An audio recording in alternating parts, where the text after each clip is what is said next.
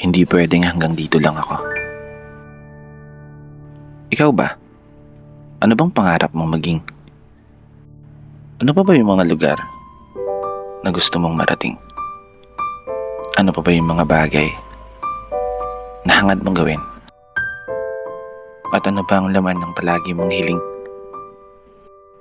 Gaya mo, palagi rin ako nakaharap sa salamin. Pinakatititigan ng gusto yung sariling tumitingin. Kinakausap, tinatanong. Sinisilip ang aking galing. Baka sakaling biglang magising.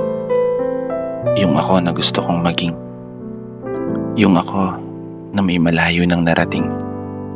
Yung ako na malaya nang bilhin ang kahit anong gusto. Sariling bahay, sariling sasakyan, sariling negosyo. Isang ako sa katauhan ng isang tagumpay na tao. Isang ako na tumama sa loto. Hindi naman tumataya. Para seryoso. Ang sarap siguro ng buhay natin, no? Pag naabot mo na yung mga pangarap mo. Kapag nagawa mo ng mapasa kamay lahat ng mga hinahangad mo sa mundong to. At magiging isang kwento na lang yung kung paano at ano yung mga pinagdaanan mo.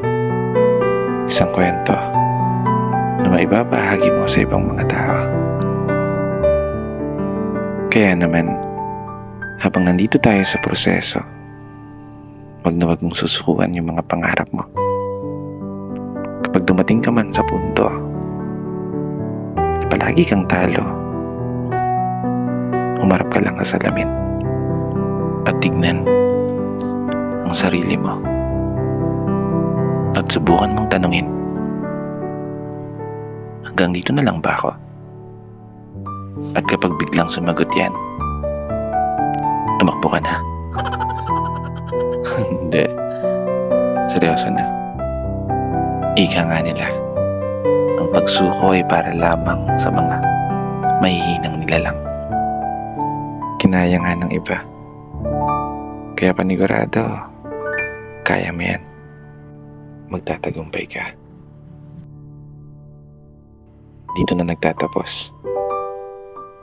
Kaya isang pagpupugay para sa lahat ng mga tao na patuloy sumasabay sa hamon ng buhay. Ako nga po pala si Brother Matt at ito ang aking munting tula. Sana nagustuhan niyo.